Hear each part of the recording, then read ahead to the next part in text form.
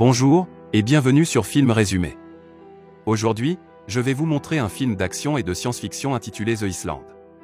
Spoiler à venir. Prenez soin de vous, et bon visionnage. Lincoln C. Echo se réveille en sursaut à cause d'un mauvais rêve. Pourtant, ce rêve avait bien commencé. Au début, il rêvait qu'il naviguait sur un magnifique yacht en compagnie d'une superbe blonde. Soudain, des hommes lui ont sauté dessus pour le noyer. Il se dit qu'il devrait consulter, car il a sûrement dû faire ce cauchemar à cause d'un excès de sodium dans le sang. Mais avant ça, il va au travail. Il vit dans un gigantesque complexe fermé et aseptisé, avec une centaine d'autres pensionnaires. Une fois au travail, on y annonce qu'un certain Starkweather 2 Delta a gagné à la loterie le droit de se rendre sur une fameuse île, connue de tous.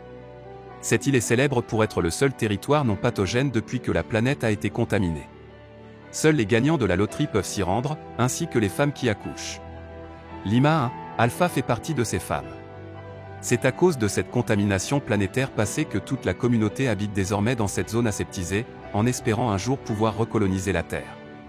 À l'annonce du gagnant de la loterie, un collègue de Lincoln s'insurge. Lui n'a jamais été tiré au sort, alors qu'il fait partie des plus anciens. Face à son indignation véhémente, le service de sécurité lui conseille de se calmer. Parmi les amis de Lincoln, il y a Jordan, la belle blonde qui était dans son rêve. Par la suite, Lincoln 6, Echo consulte son médecin, le docteur Merrick, pour lui parler de ses cauchemars. Il se pose beaucoup de questions. Le docteur lui demande de parler de sa relation avec Jordan et de ses cauchemars.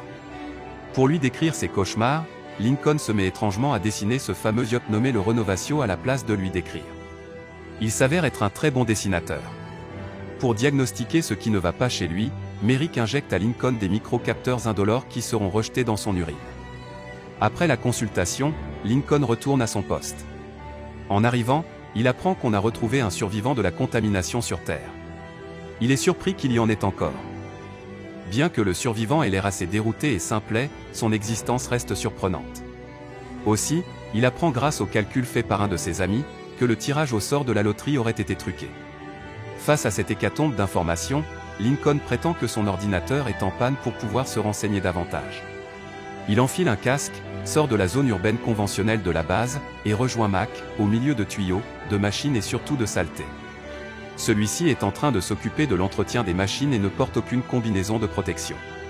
Lincoln se permet alors d'enlever son casque pour boire un coup avec lui. Il essaie de lui soutirer des informations car il sait très bien que Mac connaît bien des choses au sujet de Merrick ou de la contamination. En revenant au travail, Lincoln capture un papillon, qui est étrangement en vie. Il s'interroge de nouveau.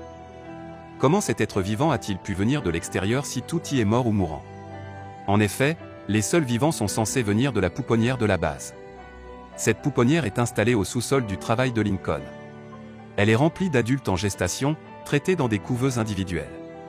Lorsque l'un d'eux naît, on le tatoue et lui met un bracelet souple. Les couveuses sont alimentées par des tubes dont Lincoln et ses camarades se chargent. Quoi qu'il en soit, c'est l'heure de la pause pour Lincoln et ses collègues. Il joue avec Jordan, qui le bat à plate couture bien qu'elle soit malade. Il connaît son état de santé car il avait remarqué son dossier sur le bureau du docteur Merrick. Pour autant, son ami lui affirme bien se porter. Lincoln lui parle alors du survivant, du papillon et de tous ses doutes sur la contamination. Soudainement, le tirage de la loterie les interrompt. Au plus grand désarroi de Lincoln, le gagnant du tirage est annoncé, c'est Jordan. Son heure est venue d'aller sur l'île. Le lendemain, pour se changer les idées du départ de Jordan, après s'être réveillé de son cauchemar habituel, Lincoln part lâcher l'insecte qu'il a trouvé dans la salle des machines. En se baladant, il débouche sur un couloir dont il ignorait l'existence. Curieux, il décide d'y passer pour voir ce qu'il s'y cache. Il surprend alors Lima 1, Alpha qui a accouché, mais à qui on lui refuse son bébé. Il assiste alors à une scène d'horreur, où il voit Lima 1, Alpha se faire injecter un poison, tandis que son bébé est remis à un couple dont la femme ressemble trait pour trait à Lima. Un peu plus loin, un hélicoptère attend le foie destiné au footballeur Super Starkweather en provenance de son clone Starkweather 2 Delta, qui lui est en pleine santé. On comprend alors que Starkweather 2 Delta, le fameux gagnant de la loterie, a été piégé pour se voir retirer son organe. Ce dernier se montre impossible à anesthésier et parvient à s'enfuir, alors que l'on a déjà commencé à l'ouvrir pour l'opération. Il court alors éperdument dans les couloirs, ensanglanté, et Lincoln, caché derrière un chariot, l'aperçoit. Finalement, le service de sécurité parvient à l'immobiliser et l'achève pour en récupérer la marchandise, qu'est son foie. Face à cette scène d'effroi, Lincoln décide d'enlever Jordan avant qu'elle ne se fasse piéger à son tour. Aussi, alors qu'on emballe sous vide l'abat de Starkweather, le docteur Merrick, qui s'avère être à la tête de cette opération, lance un avis de recherche contre Lincoln et Jordan. Le couple traverse la pouponnière, puis s'évade de la base. Pendant ce temps, dans la base, Merrick tente de rassurer les amis de Lincoln qu'il trouve toutefois trop curieux. Ces derniers ne sont pas dupes. Pourtant, Merrick les fait passer pour des corps sans conscience sans cesse. En effet, il les présente comme de simples marchandises devant ses clients, des hommes fortunés venus investir dans ses clones. Les pièces que l'on en tire n'occasionnent aucun rejet lors de leur transplantation, et ce, en vertu de leur patrimoine génétique identique à celui de leur sponsor. Pour retrouver les deux fugitifs, Merrick engage Albert Laurent, un ancien du Delta Force et du GIGN. Il les lui décrit avec un QI peu développé. Il lui faut absolument Jordan 2 Delta pour approvisionner en organes Sarah Jordan, sa commanditaire. Ils auraient dû être faciles à trouver, s'ils n'avaient pas sollicité l'aide de Mac. Ce dernier leur explique alors leur situation. Ils sont en danger car ils sont prédestinés à l'abattage. Les deux clones ne comprennent pas. Ils se considèrent comme des gens normaux et ont des souvenirs qui le prouvent. Le factotum leur révèle qu'en vérité ils viennent de naître, et qu'on les leur a implanté ces souvenirs. Si Merrick les cache dans un bunker, c'est pour que personne sache qu'il s'agit en fait d'être dotés de conscience. Lincoln et Jordan décident alors de dévoiler leur réelle identité à leurs sponsors respectifs, qui habitent à Los Angeles, et leur montrer qu'ils sont bien des êtres conscients.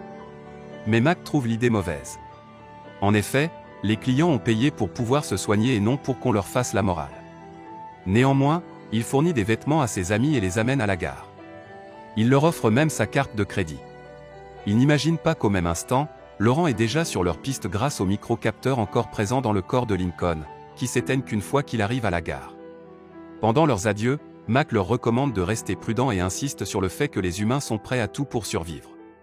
Au même moment, Mac voit les sbires de Laurent surgir. Alors qu'il alerte Lincoln et Jordan, il se fait abattre. Ses protégés eux réussissent à s'échapper. Ils n'ont pas un QI si faible que cela. Lincoln a en réalité hérité des souvenirs de son sponsor qui est architecte naval. Jordan elle téléphone à Sarah Jordan, sa sponsor, avec la carte de crédit de Mac. Elle réalise alors qu'elle est gravement malade. Les deux amis continuent à fuir leurs mercenaires mais également la police, qui les recherche pour vol de la carte de Mac et pour son meurtre. Au même instant, dans la base, l'un des camarades de Lincoln explique au docteur l'histoire du papillon en lui confiant qu'il ne croit pas à la contamination mondiale. C'en est trop pour Merrick. Il le tue et ordonne l'éradication de toute la série Echo, qui s'avère être bien trop consciente et humaine. De son côté, Jordan s'inquiète pour Sarah Jordan. Elle demande à son compagnon s'il pense qu'elle va mourir. Il lui répond qu'il l'ignore. Mais Jordan le connaît bien, et elle le sait quand il ment, ce qui est le cas ici. Ce dont s'avère utile car elle parvient à l'utiliser sur le sponsor de Lincoln, un prénommé Tom Lincoln. Ce dernier avait fait appel au clone du docteur Merrick car il n'avait plus que 2 ans à vivre à cause d'une cirrhose qu'il avait développée à cause de ses excès. Lincoln Echo sollicite alors l'aide de son sponsor pour divulguer les procédés de Merrick. Celui-ci prétend accepter et lui retire même son bracelet de naissance. Seulement, en secret, il appelle l'Institut pour se plaindre. Jordan avait bien compris son mensonge, et avertit son ami. Tandis que les deux hommes partent soi-disant à NBC dévoiler l'affaire au monde entier, elle reste sur place méfiante et s'empare d'une arme. En chemin, Tom Lincoln avoue à son clone qu'il lui a coûté bien trop cher pour le laisser filer. Lincoln 6, Echo parvient néanmoins à réagir assez vite, et transfère à son sponsor son bracelet au poignet au moment même où Laurent les intercepte. Lui aussi est prêt à tout pour survivre, puisqu'il est humain. Ainsi, le mercenaire tue le sponsor en pensant qu'il s'agit du clone. Ensuite, Lincoln rentre chez Tom retrouver Jordan. Ils sont sur le point de reprendre leur cavale quand l'Institut de Merrick téléphone au domicile de Tom pour s'excuser de la malformation de son clone, et lui annoncer que toute la gamme Echo est composée d'éléments infectés, que l'on doit retirer du marché. Les deux amis comprennent alors que l'ensemble de leur communauté est concerné, et qu'ils seront annoncés comme les gagnants multiples d'une loterie miraculeuse, pour pouvoir tous les tuer. Nos protagonistes n'ont pas l'intention de les abandonner et retournent au centre. Lincoln Echo se fait passer pour Tom Lincoln, qui est convié pour remettre un produit en route, et Jordan quant à elle est capturée par Laurent après avoir de nouveau utilisé la carte bleue de Mac. Une fois dans l'institut, le couple se déchaîne pour sauver leur entourage. Finalement, même Laurent se joint à eux et libère Jordan. Il sait lui-même très bien ce que c'est que d'être considéré comme un sous-homme. Enfin, après une lutte acharnée entre Merrick et Lincoln, la structure du bunker s'ébranle, et le docteur meurt. L'ensemble de la communauté cachée parvient alors à sortir et se libérer. Assurez-vous de vous abonner pour pouvoir regarder plus de résumés de films comme celui-ci. Merci d'avoir regardé.